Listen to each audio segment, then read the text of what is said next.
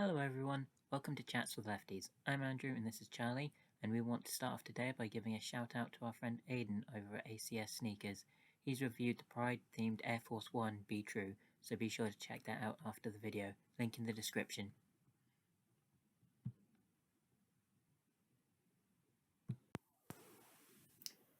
Right, so Norwich Pride, Virtual Pride 2020. First thoughts, I quite liked it. Yeah, no, I thought it was very good. It was really fun to be involved in because obviously, I did. Well, we both did recordings for it, didn't we? You did a story for the parade, and I did the Natasha Carson Memorial Trans talk. I think I've got that right. Oh, no, let's do it. But it was a really good kind of like foray into doing some recordings for us, I think. Yeah. It really did sort of teach me a lot of the good basics of video editing, although it was quite frustrating sort of getting to grips with it. More went wrong than I was expecting. That's why you aim to get things done early. Yeah, and I mean, mine had to be well, actually, I both had to be a video. Mine I had to write quite a long script for, and I had my tablet next to the computer, which kept sort of switching itself off, so I kept tapping on it because I don't know how to use technology properly, and I couldn't set it so that it didn't go to sleep. And then the cat interrupted when I was recording, and then my mother called. So that was all good fun. It was all a really, really sort of professional done job there. Kind of sums up our lives lately is just sort of budget. Yeah. But that's quarantine for you. Yeah, absolutely. And I think everyone's kind of understanding of that. Yeah. But overall, it was great. I thought when they did for me, kind of one of the highlights was the parade. It was really moving. I didn't expect to get emotional over it.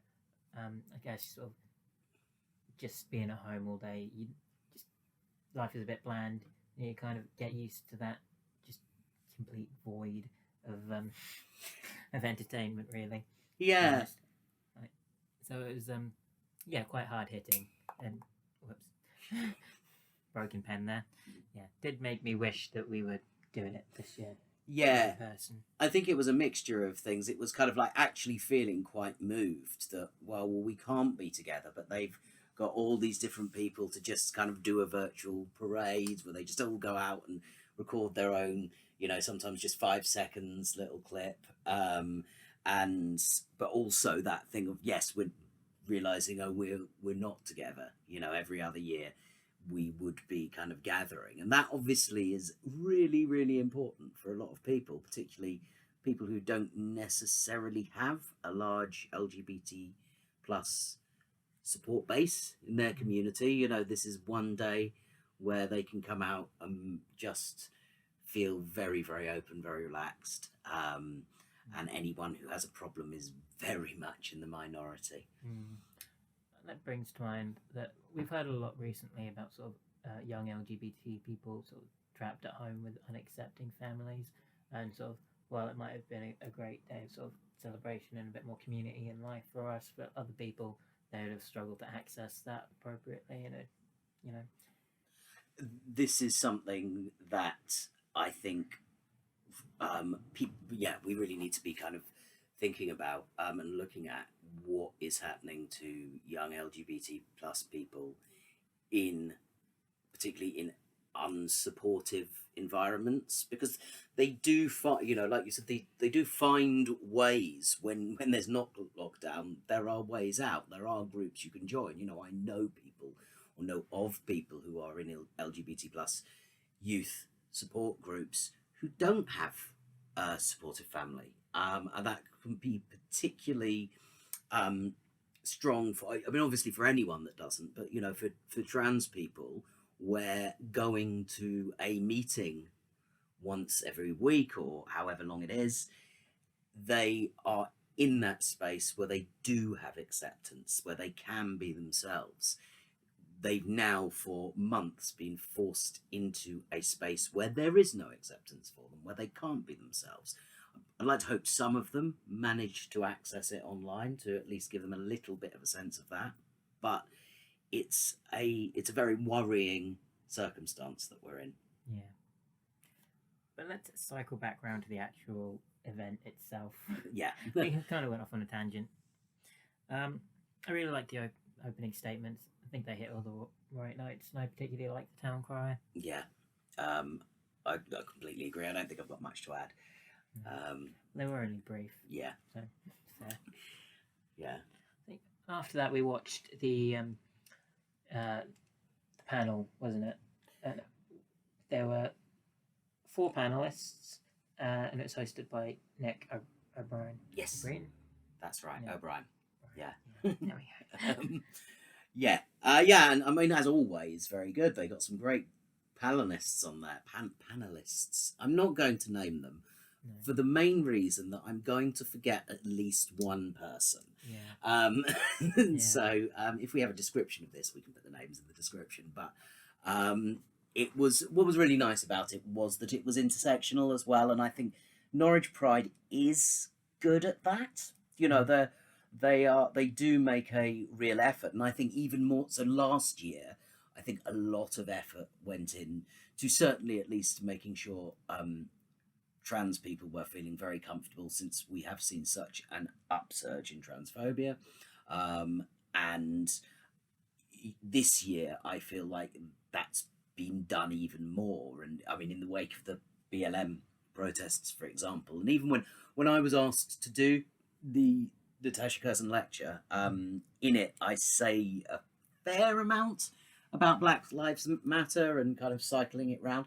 That was Pride's idea, you know, when they came to me. They said, would you like to do this on Marsha P. Johnson? And, you know, maybe this is something you can relate to what's going on now. So they clearly see those kind of intersectional links. And it was very much, you know, the panel had, I believe, 2 people of colour on it. Yeah.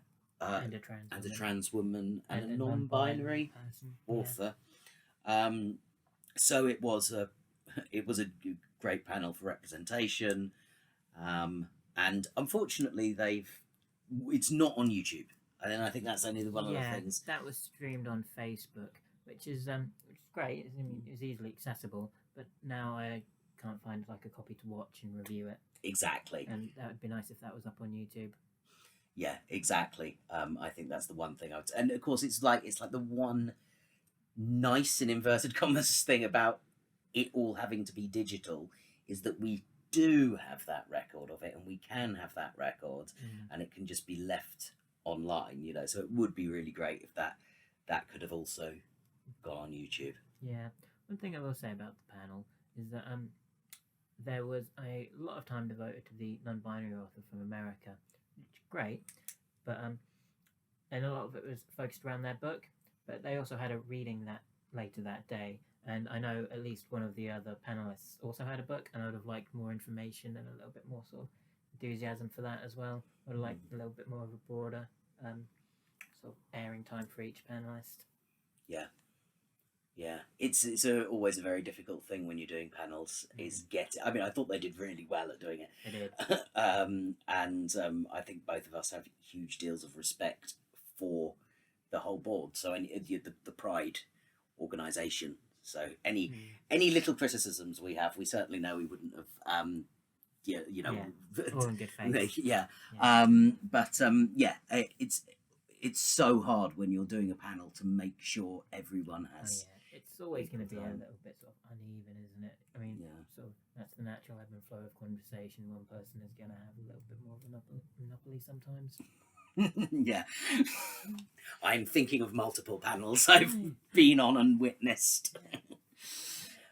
Cool. What came after that? It was the parade. That was the parade, which we talked a little bit about. That was the thing that really was very moving for me. I think we both felt the only one comment that we'd make is the police. Oh, yeah. I had some issues with that. Yeah, and I think we should probably both talk about those. Do you want to go first? Yeah, all right. I mean, as someone who does volunteer work with the police, I feel like I'm in a good situation to sort of lay some criticisms out there on their contribution.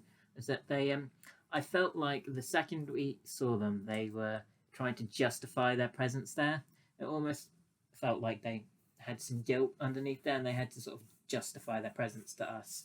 When in reality, instead of sort of listing off all of their qualifications for them to be standing there, I would have liked to have heard, "Oh, we're gonna commit more to fighting homophobia, or to dealing with harassment, or to supporting people in actual practical physical ways in the community," instead of just saying, "Hey, we're stood next to this flag and we support you." How about something that's actually a contribution, especially in such a time when we're all very aware that the police have a less than stellar record with minorities. That includes LGBTQ plus people and people who are BAME. Yeah, I mean, it was very similar for me. I feel like in the wake of what's happened, I mean, obviously I say in the wake of what's happened with the BLM protests, obviously this has been going on for years, and it is something we should have been addressing a lot earlier. But now that everyone has had this wake-up call, this well overdue wake-up call, we do need to really start looking at what Pride's relationship is with the place. Now, I know, I say this knowing people who work with the place. Some of my best friends are, but no. But knowing a few people that work, I know they've got like an excellent equalities trainer in the police in Norwich. I also know other people who have complained that incidents haven't been taken seriously, but I do know that equalities officer is on it. Like, we are luckier here than they are in other places. And I didn't expect Pride to go, "No, you're not going to have a spot." Obviously it's better if we have a police that are seen to be supportive. Yeah. Because that encourages other people to, even if they can't be supportive themselves, at least not to be outwardly harassing people. Yeah, absolutely, 100%. So, like, I get that, but I just want to see some acknowledgement.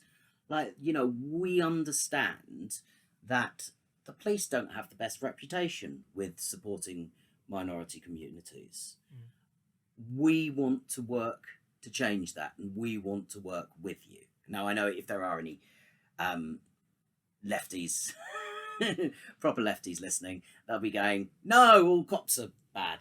But I'm just trying to look at this from from the perspective of Pride, and from a kind of reasonable, inverted commas, perspective. I don't expect these institutions to magically change overnight, and I don't expect Pride to immediately kind of cut off all support with them. No, it's good that they that work wouldn't be with them, advisable. but I would have liked to have seen just a little bit of an acknowledgement of that.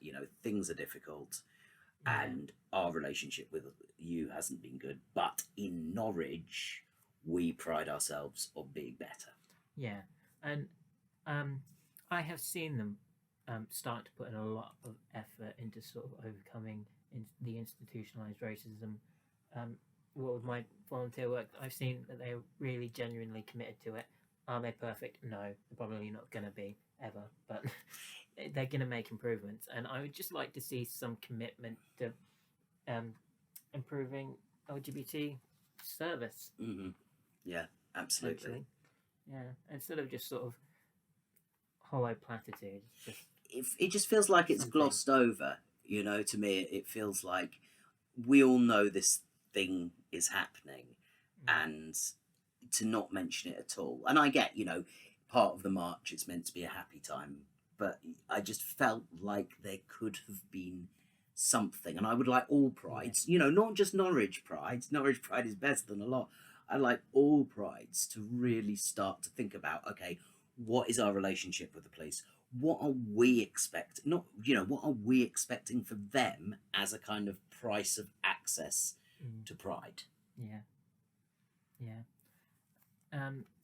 Definitely, I think there has to be sort of some standard that people are willing to sort of engage and support, not just have cheap.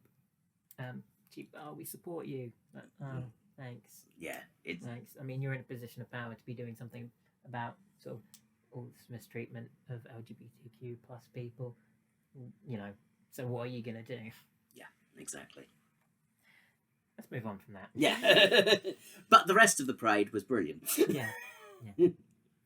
And then there was Act 1 and Act 2 of the Yes. wider performances. Yeah.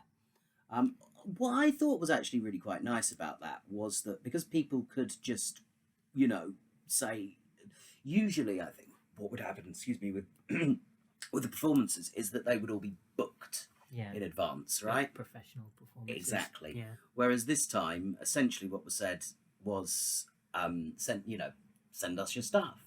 So you got a lot more ordinary, in inverted commas, people who wouldn't necessarily have put themselves forward, and you got professional performances as well, or professional standard performances, and a lot of the people that weren't professional were professional standard. Like Eileen, I believe, I don't know what her last name is, who sang. Yeah. She's Dangling on me. That was nice and sweet. She's got an amazing voice. Yeah. So it was really nice to see just those, and they were all short, Yeah. so usually you'd get kind of a 10-20 minute set, whereas this year it was, sing us a song. Yeah. Like 5 minutes. Yeah, give us a little bit of your act, do Yeah. us a reading, 5 minutes, yeah. Yeah. And Mine that was really 1 minute 40. Yeah, yeah.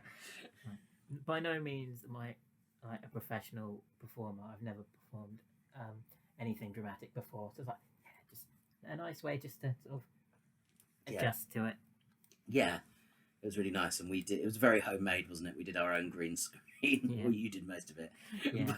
But Taped some big sheets of paper together and spray painted it green. yeah. Yeah. Performance on a budget. That's my favourite kind of performance. It's like the really cheap, budget kind of performance. Absolutely. Charming. Yeah.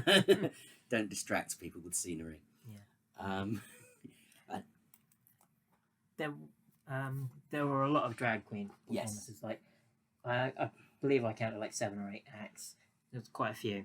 And I would have liked to have seen a little bit more variation. I would like to have seen some drag kings, or shake it up a bit. Yeah. I mean, I guess some of that was just the fact that lots of drag performers sent material in. I guess it was dictated by that. But again, something going forward, if they're doing it again, they could possibly go, okay, we know we're getting a lot of drag queens, but we haven't had many drag kings, or we haven't had this, and we'd like to actually actively go out and seek that, or even just ask on social media. Yeah, a call out would be, call out. or I mean, there are some drag houses around Norwich that I know.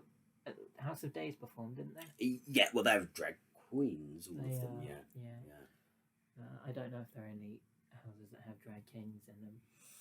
Apart from Cynthia Road, sometimes works with drag kings, doesn't That's she? right. Yes, she does. So it's always something to keep in mind for the future. Yeah. Although she did host the after party, which was quite great. That was loved really that. good. Yeah, it's had some great drag acts on that. Fantastic.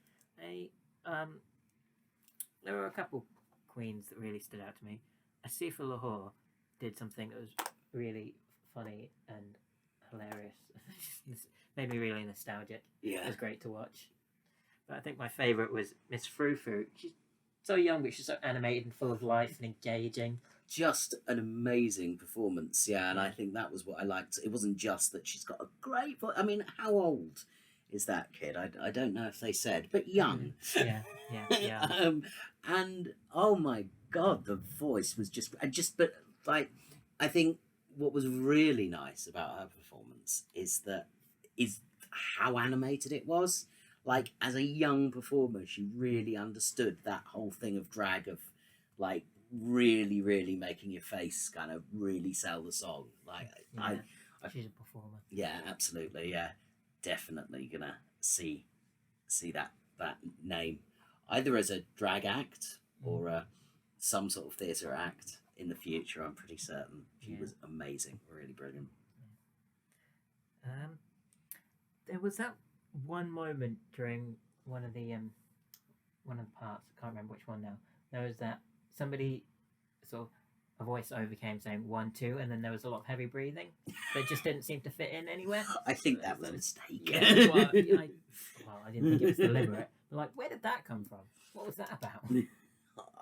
I mean, you know, was it? I think it was all done live, was it? Because we obviously had to wait for each stream, so I guess it was just some problem. It said live. I mean, I asked around for people's opinions before we made this, and one person said to me that she was sure that it was in fact not live. Right. But even if it was pre-recorded, I don't really think that matters. I think it could have just been that it was streaming live, as in it was premiering at the same, live. But that bit that came across, that was over Joe's bit, which probably was live, if you know what I mean. Like, Yeah. I'm guessing Joe, or I don't know what Joe's drag name is. It's an excellent question.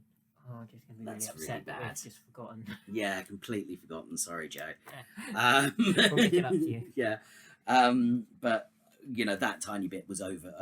Maybe I'm wrong. Maybe that wasn't live either. But, you know, I think it was. And whatever came over the top was something that was happening live. So, yeah, but even if it wasn't, I'm not particularly bothered. no. So, No. not the end of the world. Yeah. Probably smart to record it in advance. Oh, yeah, absolutely. Yeah. Well, we know all the performances were recorded in advance because you did yours in advance. Yeah. So, what I would have liked to have seen to go with it is sort of something that was a little bit more interactive. I'd have liked to have seen some, like, you can get those adult colouring sheets, something Pride themed for you to like print off and then colour at home, or you like to watch the parade or something. Yeah, a banner making thing would be really good as well. Yeah. So you could do something in advance, and it would help. It would kind of keep the festival going. So you know, in the lead up to Norwich Pride, we're going to teach you to make your own banners. Yeah. And they can be done out of stuff you've got. You know, be like Blue Peter. You need some sticky back plastic, and some toilet roll tubes. Yeah, some how-tos. Yeah, that's exactly. good. And they know they had that campaign to put sort of rainbows in the windows, but they wanted to turn the whole city into a rainbow. But obviously, we live quite a way outside of the city, so that wasn't really sort of accessible for us as such. And another thing, of course, although obviously Norwich Pride weren't to know this when they initially suggested that, is that the rainbow was taken on by the NHS. Yeah. And there are lots of rainbows in windows which have nothing to do with Pride. Yeah, and a lot of far-right people are trying to sort of use this NHS campaign to sort of strip the power away from the LGBTQ+. I think what's the one thing, though, that's, you know, in a sense worked out in favour, and I hope continues, is that I think that was what pushed the use of because I've seen the inclusive flag. I've seen it much more frequently this year. Yeah. So you've got the rainbow stripes, you've got the triangle with the trans flag, and then it's got a brown stripe. Yeah. And, you know, the number of times in the past when people have talked about adding a brown stripe to a flag, and you get, you know, the racists. Yeah, that's the word I was looking for. The racists. But you red-faced, how dare they change our flags? Flags are unchangeable. But I haven't heard any complaints about it this year. Yeah. And I do wonder whether people actually are like, well, that's good because it differentiates. Yeah, the NHS has used the rainbow, but we've got this flag which is very specifically LGBT plus. Yeah, and very inclusive. Yeah. Like, I've heard people make the arguments before that sort of one of the colours in the flag, I think it's red, is supposed to represent life, and therefore we shouldn't need to be inclusive of other colours. Or like, but some people need extra support. Some people were actively excluded from the community. There isn't anything wrong with making that effort. You know? And the fact that you think that, you know, you just don't want to just because, just for no apparent reason. Yeah, it's. I mean, I think people just don't understand that nuance. You know, that it's about for me at least. You know, adding the brown stripe is about recognizing that actually people of colour have been really treated badly in LGBT spaces and places and communities and been left out or actively felt ostracized, to the extent that Black Pride happened in London because they felt completely unrepresented by Pride. So adding that stripe is our way of saying, look, we're trying to redress this. We it's a way of saying, I recognize this. It's about having empathy for other people Yeah. instead of clinging on to the past. Yeah, exactly. Yeah. One thing I would have liked to have seen this year, I would have liked to have seen an online store that had some stock from the independent crafters, that because they always have like a marketplace at Pride where anyone can have a store to sell the things that they make, and I would have liked to see an online version of that to sort of Yeah. That would have been good. And again, another thing that could lead up to Pride. So you could,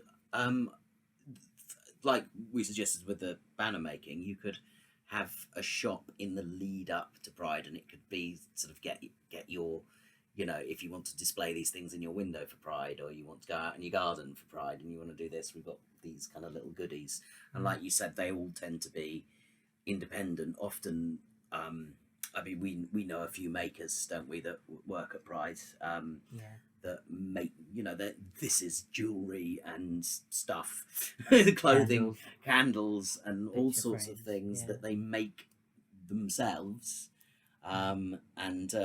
Just giving that platform a little boost would be have been nice. nice. I mean, it's always something they can include next year.